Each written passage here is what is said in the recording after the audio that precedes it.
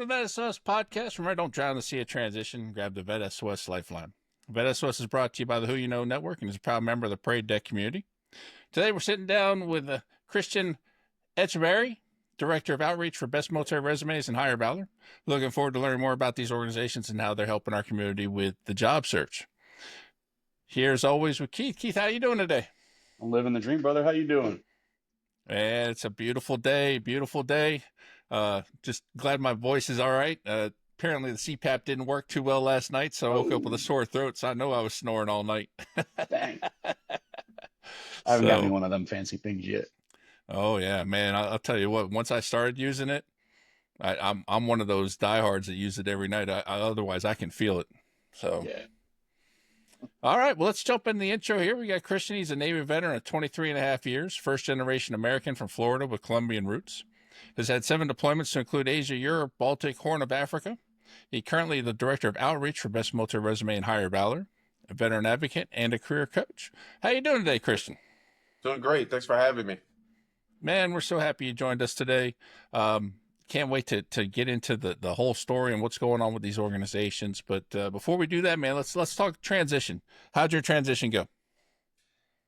Transition was very interesting because it was around COVID time. So it was a bit of a challenge because everything was virtual, but it gave me a lot of exposure on how to use a lot of these tools. Like, you know, you've heard of Zoom, but you never had to really use it before until COVID forced us to use it. So I learned a lot about using a lot of these virtual meeting tools during that process. Okay. So, as you were going through the transition itself, was it harder because of COVID? Was it easier? I mean, elaborate a little bit on how the actual transition process went for you. The transition was interesting because I think it's a double-edged sword because number one, it made accessibility to certain people and, you know, groups a lot easier. So be able to have like a transition assistance program class with all these different people at different commands in Japan was easier. However, the one-on-one interaction is lost. The networking portion of it is lost that you get to do when you're actually in person. So I think that was a big challenge. But it was good because then it forced you to get out of your comfort zone and had to like network instead of the old-fashioned way with the grip and grin, you actually had to start like cold emailing people and starting to get to know people via LinkedIn and these other programs. Oh yeah, absolutely, and it's good and bad, right? So some people find a real natural, smooth way to network over internet and all that stuff, and then when you put them in person, they freeze up, and so it's definitely a plus and a minus. What do you think, Keith? Sure. Oh, absolutely. I just want to know what in the world, because I got out, I retired in 2019 before COVID hit. Like I was in my first job post-Army when it all hit, and I can't imagine getting out during what in the world possesses somebody to decide to drop the retirement packet, drop the mic during COVID. I gotta ask.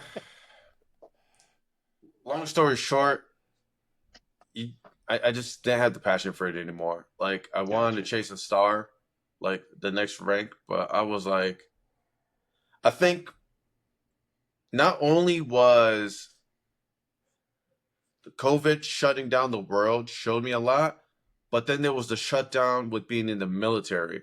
Like I don't have, at the time I was married, but seeing a lot of my friends that were on other ships that they would have to go out to sea for like a week, come back and not even be able to see their kids. Like they would literally have to see their kids 5 feet away on the other side of a gate. And I'm like, I can't have someone control me like that anymore.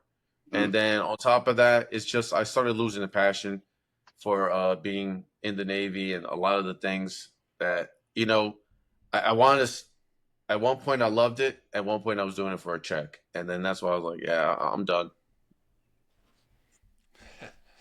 I think that's happened to a lot of people. I was gonna say I can definitely relate. Once I hit 20, I remember it was like I am one bad day from retirement, and that day came. It took 2.5 years, but that day came, and I was just like, "Yep, this is it. I'm done." Like that day hit, I was like, "I am not doing this anymore. It is time to drop that packet, man." Yeah, So, oh, good. Yeah, I knew it was really time for me because I'd have a buddy of mine, Siggy, who was a fellow chief, work hand in hand with me. Every day we would come in an hour and a half early just to do paperwork and stay an hour and a half late. And we just look at each other like, why are we doing this? Yeah. For him, it was really difficult because this was his first time being on the ship in like a decade and a half because he worked with special operations commands a lot. And I hate to say it like this about normal Navy, but they do a lot of stuff that makes sense. Whereas there's a lot of bureaucracy dealing with the actual, fleet, right? It's not as easy as this is jacked up, this is what we got to do to fix it. No, it has to go through a lot of red tape. So, for him, it was a challenge. And we used to look at each other every day. It's like, why are we still doing this, man? Yeah. It's not just the Navy and Special Forces. It's that's across the board. Absolutely. All right. Go ahead, Keith. Yeah. No, I was gonna say. So, how do you go from COVID to where you landed now? What was that? What was that journey like? I think the biggest challenge for me, and I applaud a lot of the people who get out before retirement age, like before 10 years, who get out after the first enlistment because they still know who they are. I think the biggest challenge when I got out was like knowing who Christian was when he's not chief anymore. Because I spent so many years as chief, chief, chief, chief. Chief has the answers, chief this, chief that. I was represented by a title. I knew myself as a title. I joined the Navy at 18 years old. So over half of my life, I was a sailor. For a quarter of that, I was a Navy chief. So the challenge was figuring out who I was. So what I did was once I transitioned out, my brother told me, he said, hey, come stay with us. Don't worry about working. I had just went through a divorce. I didn't have any kids. I didn't have any really responsibilities. He's like, why don't you just come here and try to reacclimate to the civilian life? Because number one, COVID was just wrapping up because I got out in 2023. I was leaving Japan, so there was a culture shock there going back to the States. And if anybody's ever been living in Japan, coming back to the States is a culture shock, even if you're American, right? So I lived with him for a little while, and I kind of like started doing things that I wanted to do. So like my brother lives in Virginia, close to DC, and I left the cold of Japan to go to the cold of Virginia, and I said, you know what? Like I was there for 2 weeks, and I said, I'm going to Puerto Rico. He said, why? I said, because I've never been, and I want to be somewhere warm, and I don't have to worry about a leave trip. So I did that, and then I talked to my sister, who kind of mentored me a little bit during my transition. And she talked me into going to grad school, went to the University of Miami, got my master's. And then I traveled Southeast Asia because Lord knows I didn't really get a chance to do that being in Japan. So I got to do it on what I tell people on my own terms. No liberty, no curfews, no rules, not having to worry about other people, just myself. So for the first time in over 20 years, I got to genuinely be selfish and do what I wanted to do, which was nice. Yeah, there's a lot to be said for that. All right, so tell us about Best Military Resume. What is this organization about, and what are we doing? Best Military Resume is the universal translator for us military folks and getting a job. The biggest challenge, when I coach a lot of people throughout their process, I tell them 1% of the nation serves. We all hear that while we're in, right? That means 99% have no clue what we do. For example, I'm a fire controlman by trade when I was in the Navy. And for about 10 to 15 years, my family thought I was a firefighter when that's not the case. So if that's my family who has no clue, imagine what a complete stranger or a hiring manager would think. What Best Military Resume does, it is a closed source AI, which we train to understand what we do via our evaluations, our awards, and all these things, and then translate that into civilian terminology that a hiring manager would understand, right? So like a platoon leader, right, could be considered a project manager. But if the person never had any exposure to what a project manager does, they might not know that they're doing that role already. So our AI actually does that for us, and it translates a lot of the skills, a lot of the MOSs, the ratings, the NECs, the acronyms, all into English in a way that we can actually present it to our hiring manager that they'll be able to understand.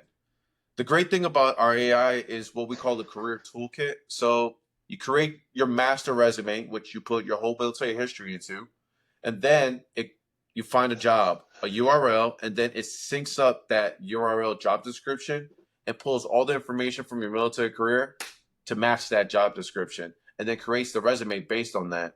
Because as we all know about the ATS, the applicant tracking system, what it does, it looks for a lot of keywords. We ensure that your resume has all those keywords based on everything that you supplied to Dan, our AI.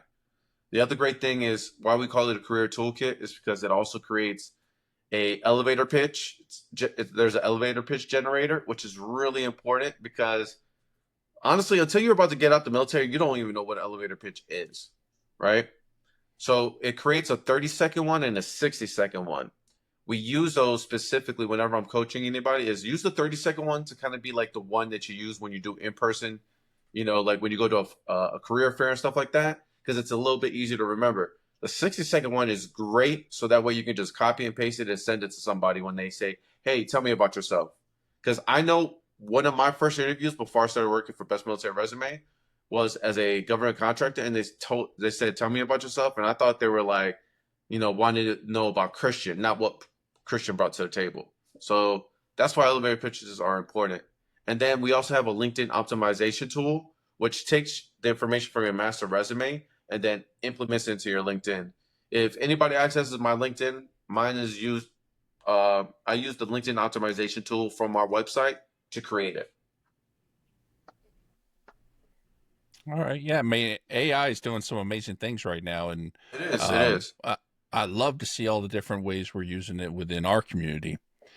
So you already said that it captures a lot of the MOSs and rates and things like that. Is that something you guys are continuously updating or going through different manuals? So, how are you doing that?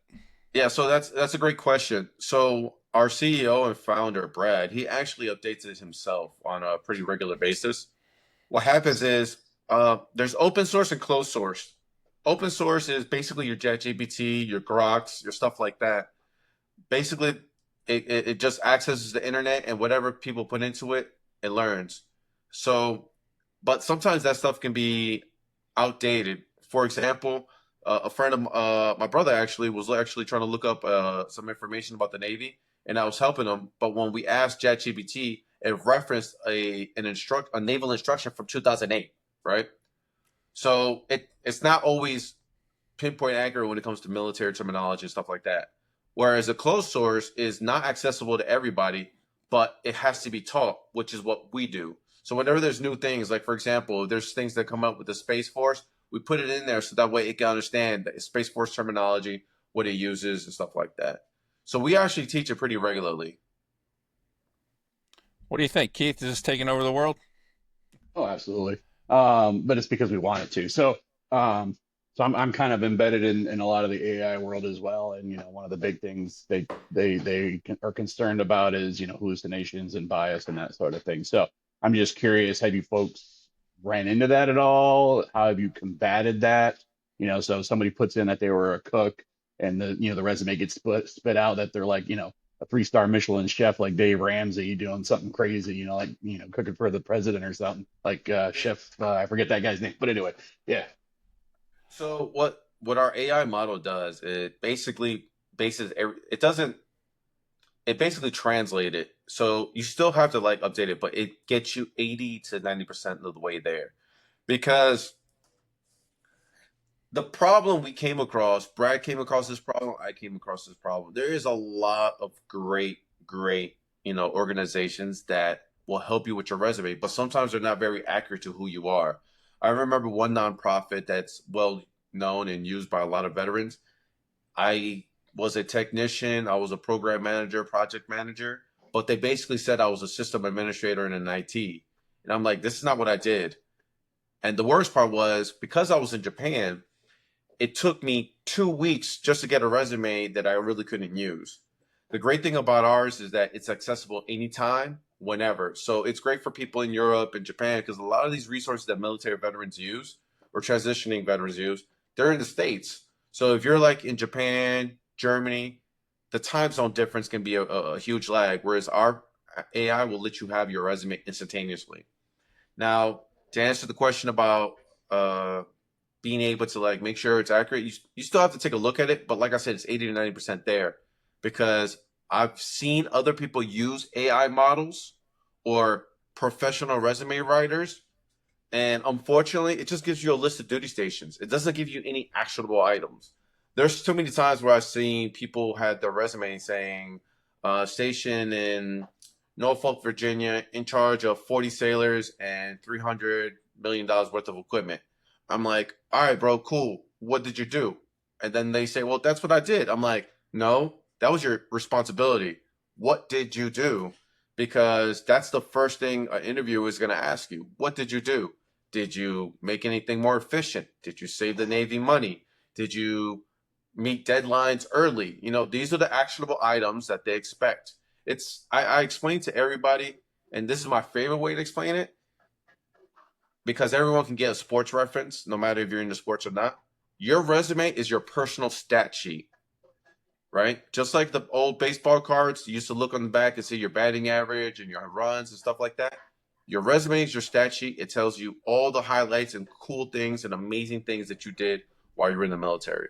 And that's why I try to emphasize to everybody. You can't just list your duties and responsibilities. That sounds cool, but what did you do? It's a valid point. I mean, that's when it comes to interviewing. I mean, it, I was looking from the standpoint of the resume gets you the interview. Once you're Yep. in their interview, it's whether or not you're a good fit, whether or not you can Oh, explain what you did, whether you can prove that what you did was 100%. really meaningful. So um, that's just fantastic. So what are the next steps here? Where are we going with this? As far as best military resume, Yes. right? So right now, best military resume, we've actually segued into the next aspect of careers, and that's recruiting, which is where Hire Valor comes into place. We work with different companies and different recruiting agencies to find potential fits for a lot of veterans. For example, I'm working right now with a veteran that is ironically prior Navy and ironic, even more ironic, stationed in Japan. We were actually in Japan at the same time. But I'm working with him to try to get him a position with as a field service technician with the company that allows him to stay home. The difference between Hire Valor and some other recruiting agencies is we go a little bit more in depth, because I've worked with recruiting agencies and basically they just want to get your resume and they keep it on file and that's it. Where in Hire Valor, we're your cheerleader, if you will, right? We're not just trying to get you into this position. We actually want to get your resume. We want to make sure your resume is good to go, which we always refer people to go to Best Military Resume to make sure the resume is updated, ATS compliant. And for example, with the current client I'm working with, I made some updates using the platform to go ahead and fix his resume to give it a little bit more like, what did you do, especially when it came to his military service. And then we actually have a questionnaire, which is like almost like a mock interview, if you will, where we ask questions like, what is it about this role that really charges you up? What is it about it that you want? Right? Because the thing employers really want is not only do they want someone qualified, but they want to make sure that they have someone that sticks around. Someone who's going to be passionate about the role. And we want to get passionate veterans into great roles with companies that appreciate our talent. Yeah, that's huge. I mean, you're how does that compare to what you're trying to do, Keith? It's the same thing, except I'm not allowed to use AI. So, um, I'm not either. yeah, I am the AI, but no, yeah. I mean, definitely, I can relate to what they're doing, and it's awesome. I mean, they're doing it in the nonprofit space. I'm just doing it in the federal space, uh, and it's needed. It's desperately needed. My question, Christian, is to all the listeners out there that I've actually worked with Military Resume, so I've got some experience with y'all and all that kind of good stuff. So, what can the service members that are listening, or even the veterans that are listening, mill spouses, whoever, that aren't familiar with the platform, what can they expect? Is there a cost involved? How much, how user friendly is it? So to answer your question, the first question, is there a cost involved? Yes, there's a $30 subscription, monthly subscription. However, your first two resumes are absolutely free. and maintaining, and all the other tools that are part of the career toolkit, your elevator pitch generator, your LinkedIn optimization tool, those are absolutely free. So you can get your 2 free resumes and use all the other tools for free. To be able to create more than those 2 resumes, it will be the monthly charge. However, we have updated the platform to now coincide with the new resume format for government work. So as you may be aware, OPM just put out a memorandum about the new application process and the questionnaires and how it's supposed to look. Because I think the biggest challenge with a federal resume was that, I know when I made mine was about 7 pages long, right? But thankfully, OPM decided to change that. So now it only has to be 2 pages. But we've already started adjusting the format for that specifically. So that way it stays to like a normal conventional resume, right? Still meeting all the requirements by OPM. As far as the cost, it's $30 a month, but your first 2 resumes are absolutely free. It's very user-friendly, but if you get a little confused, we also have tutorials on there that help you out, both reading format and actual YouTube videos. So it makes it super easy for anybody to be able to use. And we highly recommend that, military spouses, and we even tell people, hey, we're not expecting everybody in the household to have an account. It's perfectly fine that you have one per household. For example, there are a lot of dual military spouses. Some of my 2 Army individuals, both living in the same household, husband and wife, they're both about to transition. It's perfectly fine that they both use the same account. They just have to update the master resume to reflect what each one did and then go from there. So we're all about the veterans in the transition. Yeah. And follow on question, but first the follow on comment. The OPM, well, we'll see how quickly the OPM stuff takes effect. Trust me, I've seen the memo, and I actually agree with what some of the stuff they're doing. I just don't see how quickly it's going to get. We're a slow rolling machine. Yeah. Yeah. That's a whole nother topic for a whole nother episode. But so how do people transition from using the platform to using your services? Is it kind of on the same website? How do they go from, okay, I built my resume, now I want to go over to Hire Valor to help me with finding employment? So you go to the Hire Valor website and you just create an account, upload your resume, we'll get it, and then we just go from there. And then we just go ahead and start, like, for example, every single day I look at our talent pool and I look for positions that might be perfect for a individual. I reach out depending on their backgrounds, and I have heart-to-heart conversations and say, hey, I saw that you qualify for this role, but instead of me trying to push the role on them, I actually talk to them about what is it that they want to do, right? Yeah. And then from our perspective, the Hire Valor website, we actually have each candidate, we put notes in there. So that way, if one of my other team members wants to talk to them, they can look at the notes that we drafted for that individual and say, hey, this guy has a lot of experience in HVAC. However, he's right now in school for cybersecurity and he wants to go into the IT world. So we know that there's an opportunity that comes up for beginner IT roles that this guy might be a perfect fit. So that's what we do. So I was going to ask sort of along the same lines. Did you have another follow-up, Keith? No, good. Okay. No. So they're not having to enter their own information. They actually submit basically their resume and it gets uploaded into the system? Mm-hmm. Yes. Okay. Well, that's really easy, because I know some of those websites you got to sit there and you got to enter every little thing in again and Yeah, and all that. yeah.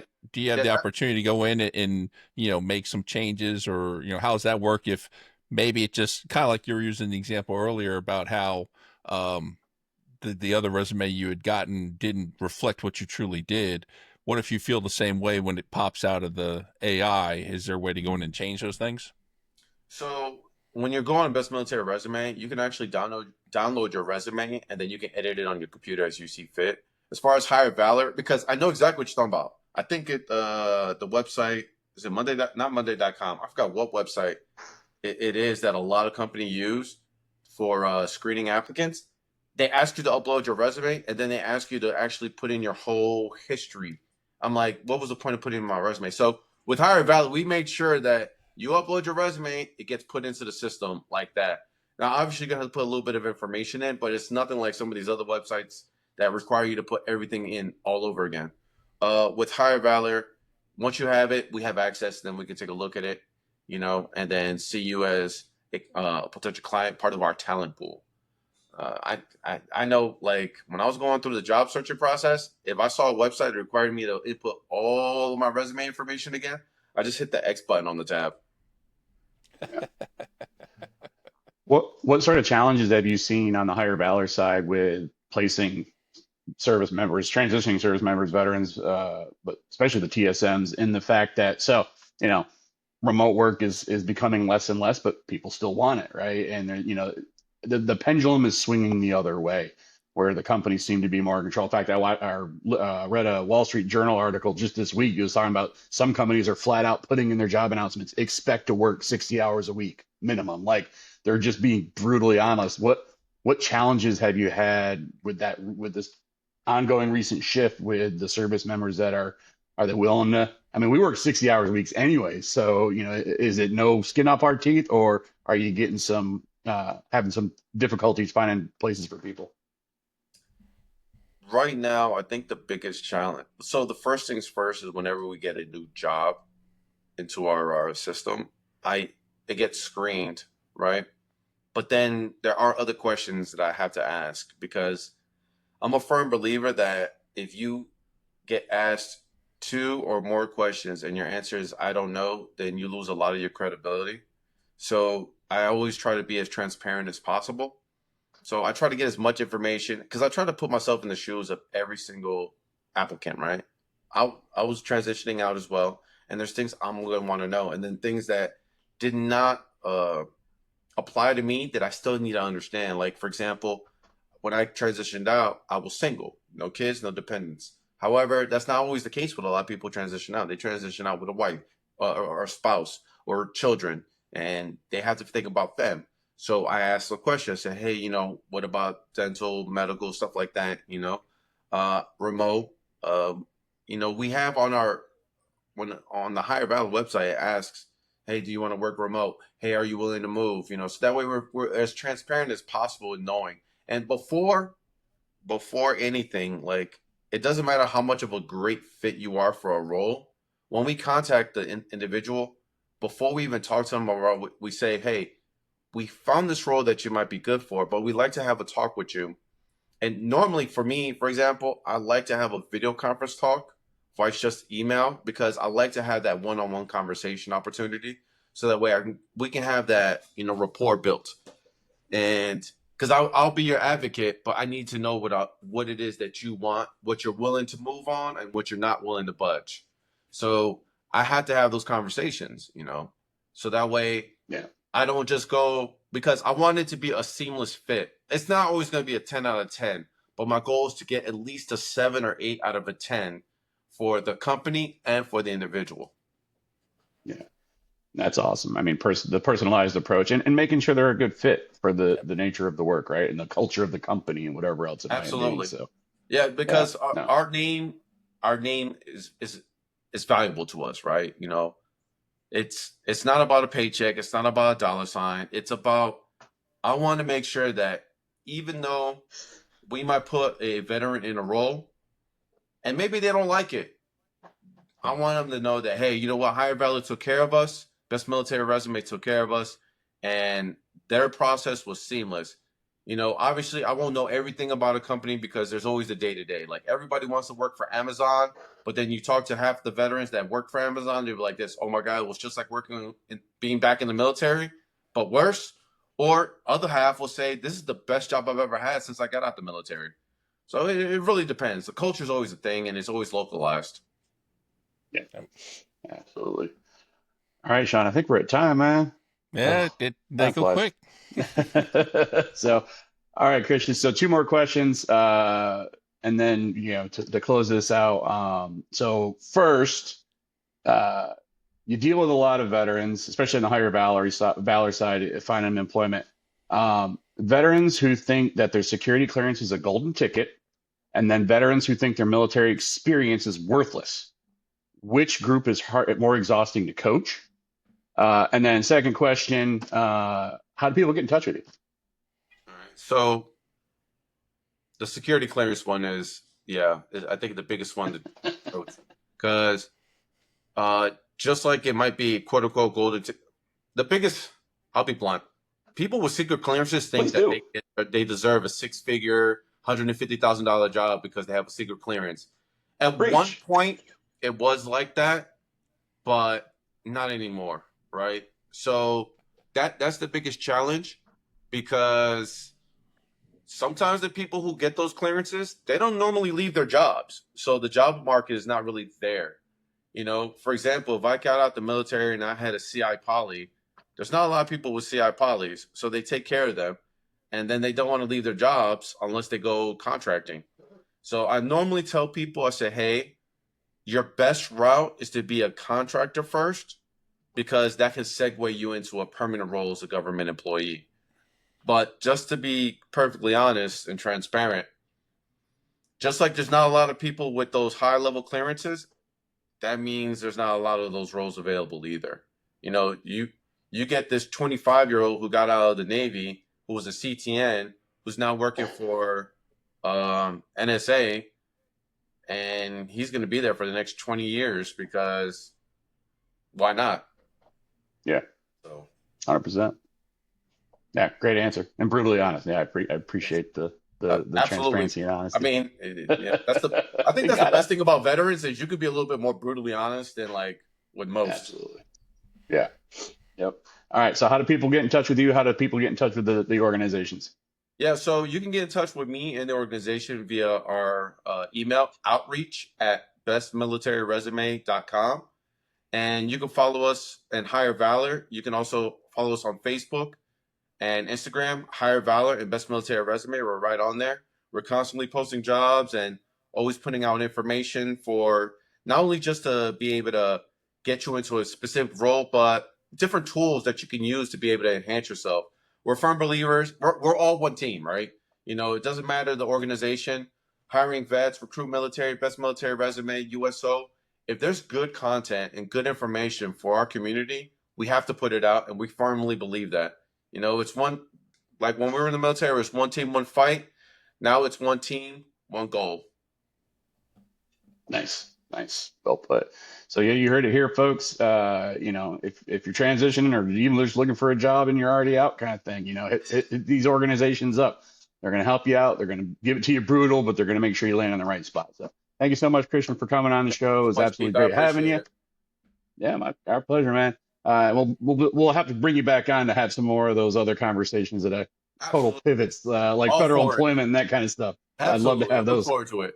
I appreciate it. It was a real honor being able to be on this podcast with you guys. Absolutely, man. On behalf of the entire VET S.O.S family, we'd like to thank everyone for joining us today. VET S.O.S is growing and expanding. You can follow us on all the social media platforms. Make sure to check out all 4 of our shows and follow and subscribe to us wherever you get your podcasts from. We're on YouTube, Reach Across America Radio, The Parade Deck, and all your favorite podcast platforms. And as always, folks, remember, don't drown in the sea of transition. Grab the VET S.O.S Lifeline.